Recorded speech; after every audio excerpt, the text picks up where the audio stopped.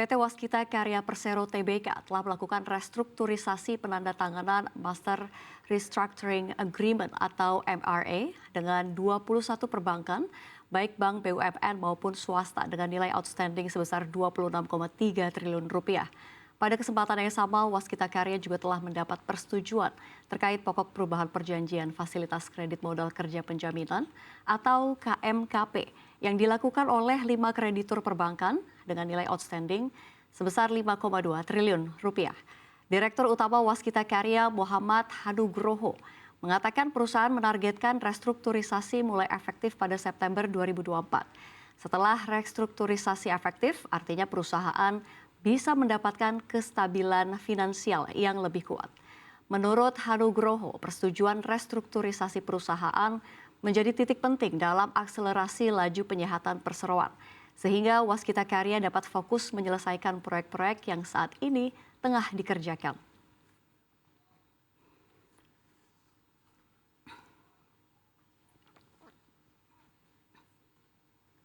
Dan untuk membahas laju akselerasi Waskita Karya pasca dimulainya restrukturisasi, sudah hadir bersama kami di studio CNBC Indonesia, Direktur Utama PT Waskita Karya Persero Tbk, Muhammad Hanugroho, dan Direktur Keuangan PT Waskita Karya Persero Tbk, Wiwi Suprihatno. Halo Bapak-Bapak, apa kabar Pak Wiwi, Pak Oho? Alhamdulillah sehat. Alhamdulillah sehat Mbak Safira. Sehat ya, terima kasih sudah meluangkan waktunya untuk hadir di studio CNBC pada hari ini Pak Oho dan juga Pak Wiwi. Ini menarik sekali, tapi saya akan ke Pak Oho terlebih dahulu. Pak Oho ini melihat Waskita begitu yang dalam sedang masa restrukturisasi. Kita semua penasaran nih, bisa diceritakan nggak sih Pak secara umum seperti apa proses restrukturisasi di PT Waskita Karya ini? Ya, pada akhir tahun 2022 sebenarnya proses restrukturisasi ini sudah dimulai ya. Memang untuk negosiasi kita dengan pihak kreditur dan kita juga pada saat itu juga sudah cukup lama juga untuk bernegosiasi, tetapi pada saat tahun 2023 itu kita mengalami posisi standstill untuk seluruh fasilitas perbankan. Tentunya proses negosiasi ini berjalan dengan tidak mudah tentunya, dan banyak upaya-upaya perjuangan dari tim kita maupun dari pihak-pihak stakeholder dan pemegang saham yang dilakukan secara kontinu dan terus-menerus untuk mencapai suatu kesepakatan bersama, dan pihak-pihak itu tidak kalau saya bilang tuh memastikan bahwa Waskita ke depan going concern-nya akan menjadi lebih baik. Selanjutnya juga restrukturisasi ini tidak terlepas bahwa merupakan satu langkah rencana penyehatan keuangan Waskita secara menyeluruh. Dan dari sisi perbaikan ini dilakukan tidak hanya sebatas pada posisi di keuangan, tetapi juga termasuk pada bisnis operasional kita, termasuk juga pada sumber daya manusia kita. Jadi hampir seluruh yang kita lakukan ini, seluruh restrukturisasi dilakukan seluruh korporasinya.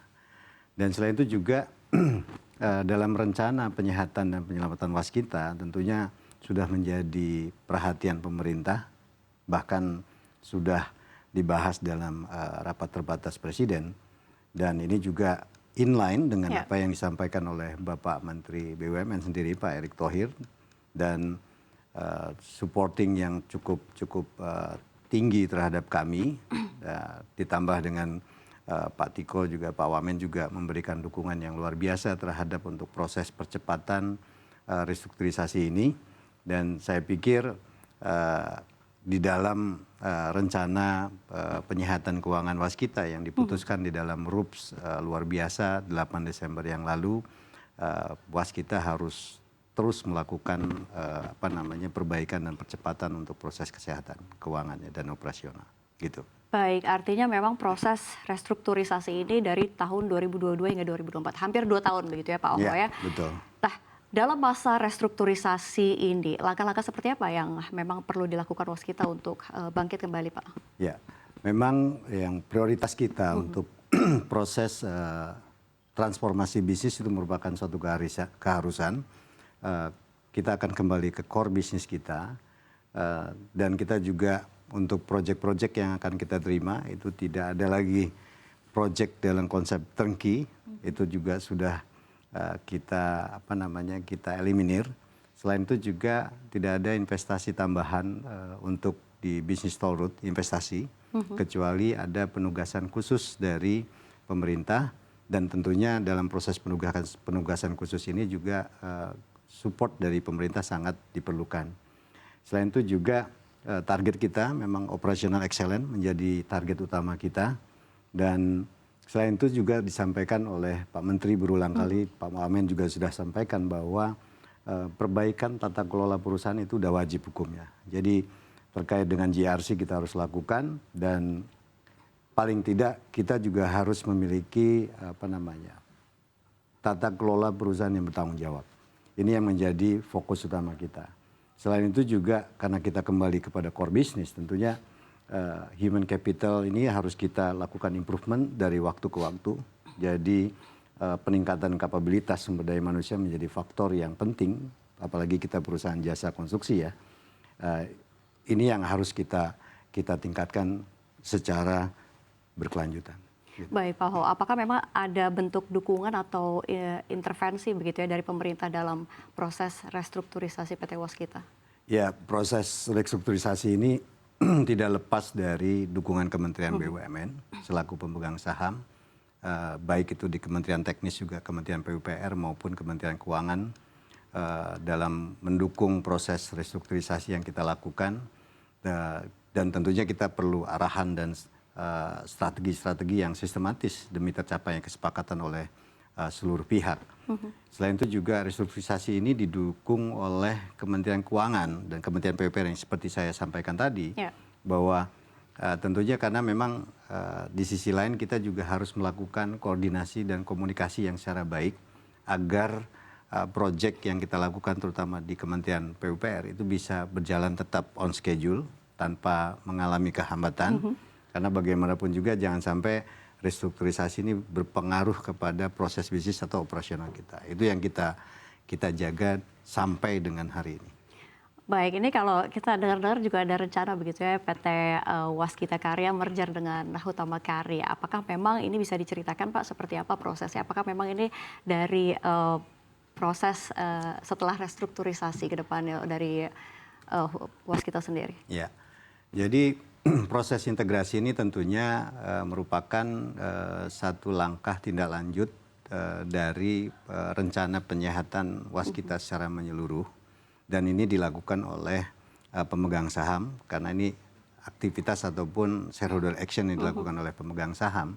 Sehingga untuk proses ini Hutama Karya sudah melakukan proses due diligence, tentunya didukung oleh konsultan independen yang melakukan due diligence kepada Waskita Karya. Itu semua aspek dilihat, dan tentunya target untuk penyehatan atau penyelamatan Waskita ini ke depan dengan adanya Hutama Karya tentunya pasti, karena ini sudah bagian dari rencana pemegang saham, jadi sudah dipastikan tentunya penyehatan bisa lebih cepat dan recovery-nya bisa lebih cepat lagi gitu. Oke, menarik. Saya akan ke Pak Wiwi sekarang. Pak Wiwi, terima kasih sudah mendengarkan juga penjelasan dari Pak Oho begitu. Nah, kalau misalnya kita lihat baru-baru ini kan Waskita telah tuntas begitu ya. Pak Wiwi ini melakukan restrukturisasi penandatanganan Master Restructuring Agreement atau MRA begitu ya dengan 21 bank begitu ya. Ini kalau misalnya kita lihat banyak sekali.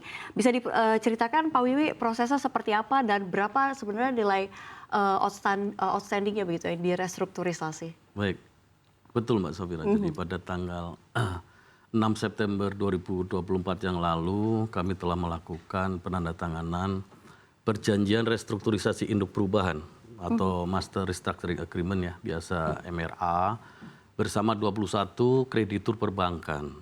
Total outstanding yang kami lakukan restrukturisasi tersebut adalah kurang lebih 26,3 triliun rupiah.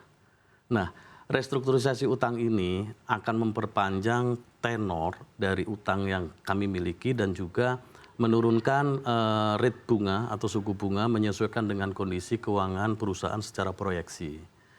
Dan di sisi lain, kami juga telah melakukan penandatanganan atas pokok perubahan perjanjian KMK penjaminan. Ini dilakukan dengan 5 bank, ada 3 himbara dan 2 bank daerah, yang nilainya outstanding setara dengan 5,3 triliun rupiah, Mbak Safira. Luar biasa besar sekali ya Pak.